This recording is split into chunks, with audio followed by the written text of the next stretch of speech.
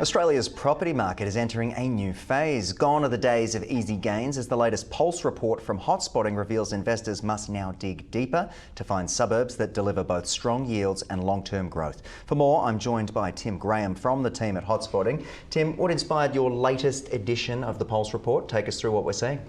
Thanks, Mike. So we've been doing the Pulse report for a number of years now. It was a report we sort of designed for the times as interest rates started to rise in 2022. And essentially what it is the top 50 locations in Australia where you can achieve an above average rental yield as well as not forgiving capital growth.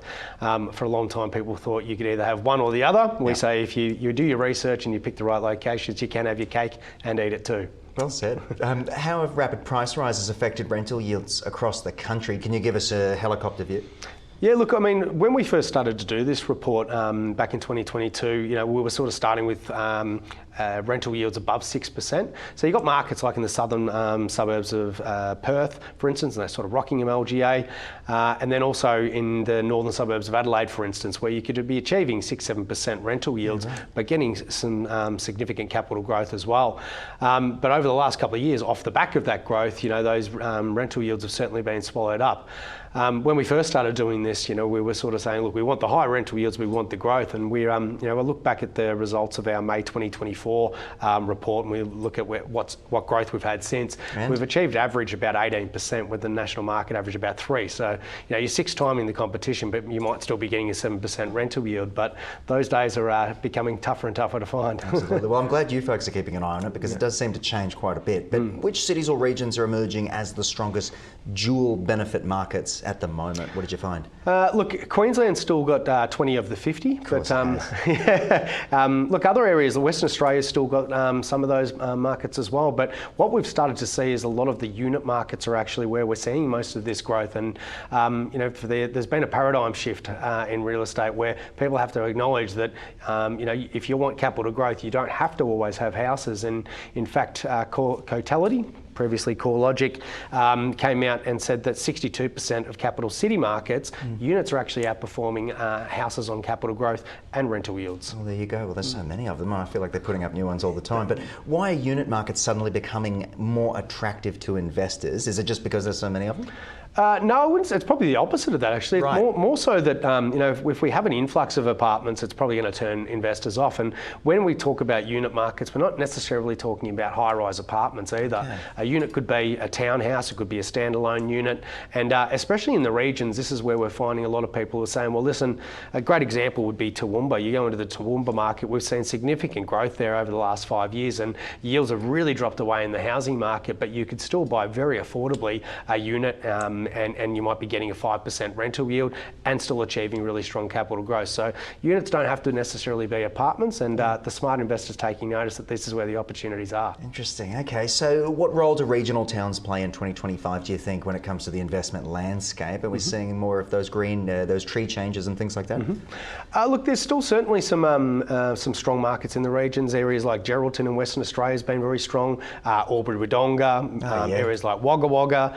But again, I mentioned the 20 locations from Queensland in this mix as well. So there's areas like Mackay that are showing really strong yields, especially in the unit markets where we've seen upwards of 20% capital growth as well in the last 12 months. Yeah, all beautiful parts of the world actually as well. But can you explain how the Pulse continues to outperform national benchmarks? Take us through a bit about how look, the way that we do this, it's not all about getting a strong rental yield, because strong rental yield without capital growth is not going to help any investor really get ahead, unless you've got no debt, of course, and you're just after the cash flow. But what we do is we put our every location, starting with rental yields above 5.7% for this edition, we run them through what we call our empirical formula, just to make sure that the locations are still really strong from a long-term growth perspective. So our empirical formula is an acronym. I won't bore you with all of it, but basically what it does, it looks through the local economy, make sure it's diverse. We have a minimum market size, needs to be growing population, low vacancy rates, affordable as well. Which it's always about the sort of data you put into these things. Exactly right. Yeah. But and then the last one, the L in this is probably the most important one, is low risk. And low risk, we mean we don't target areas that are propped up by one industry like agriculture, tourism or mining. Right, okay, that's just good to know, right? There's these hotspots, literally. Are investors shifting their strategies or simply waiting for that next boom boom, what does the sentiment seem to look? The smart investor is having to pivot their strategy. Okay. I think interestingly, if we look back over the last couple of years now, there's probably an extra 2,000 or 3,000 buyers agents now that weren't there a couple of years ago.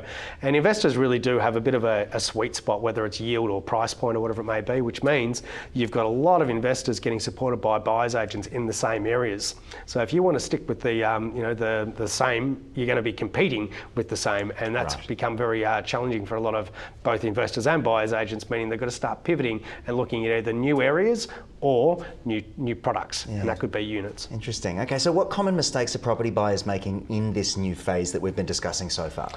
I think people just not realising that things have changed. You know, those times of 2022, 2023, where you could get those types of yields in the housing market in larger population bases, they're just they're a long way behind us now, unfortunately. So we do need to start to look at what the new data is telling us and pick up on the new trends. Okay, so how should investors balance cash flow with potential capital growth in 2025? And there's not much of it left. No, that's true. I would say, look, one of the things that we focus on here is still the higher rental yields of 5.7%, but you're not trying to shoot the lights out on 20-30% growth like we may have in the past. It does mean that you may be needing to go into some more of those rural areas, and we're not for a moment saying that this report is for everybody. It's specifically for people that are after that cash flow without wanting to give up on capital growth. But if you're not that fussed about cash flow and you're just after the long-term capital growth, we've got a range of other reports to help that investor too. There you go. You've got something for everyone. But Tim, finally, where do you see the next wave of opportunity over the next 12 months? Look, as we said, 20 of the top 50 of these markets were in Queensland. Obviously, with the Olympic Games still ahead of us up there, I still think Queensland's best days are ahead of it. It's not the Brisbane Olympic Games; it's the Queensland Olympic Games. So you've got markets like your Sunshine Coast and all the way up through Bundaberg and then on to Mackay that are all got really strong stories ahead of it. So for that investor who's willing to go away from the masses of what everybody's been doing for the last few years and really start to open their mind up to some of these new areas, those are the markets I'd be focusing on.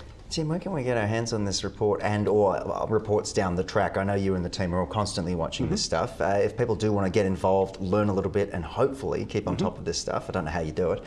Where's the best place to go? Yeah, look, just go and jump on our website. We've got a range of reports at www.hotspotting.com.au. Otherwise, we also have some memberships in there which gives you access to a lot more reports. And what sort of folks are you expecting to come knocking on the door? What sort of folks? Yeah, clientele. Well, look, we probably cater about 80% of our market is B2B now. So real estate professionals, mortgage brokers, buyers agents, of course. And then the balance of people go to the website are typically the consumers saying, look, I'm looking for the best opportunity for my personal portfolio. And that's where we get them. Okay, so to round out our discussion, let's get a sentiment check on exactly where we're headed next. I'd be saying to people, look, right now, if you're looking to get into the market for 2026, focus on those affordable markets with interest rates still where they are at the moment. Cash flow is important. This report will help you find cash flow and a mixture of strong growth. Good on you. Tim, as always, it's wonderful to speak to you, and thank you for presenting Hotspotting right here on Ticker as well. Pleasure. Thanks, Mike.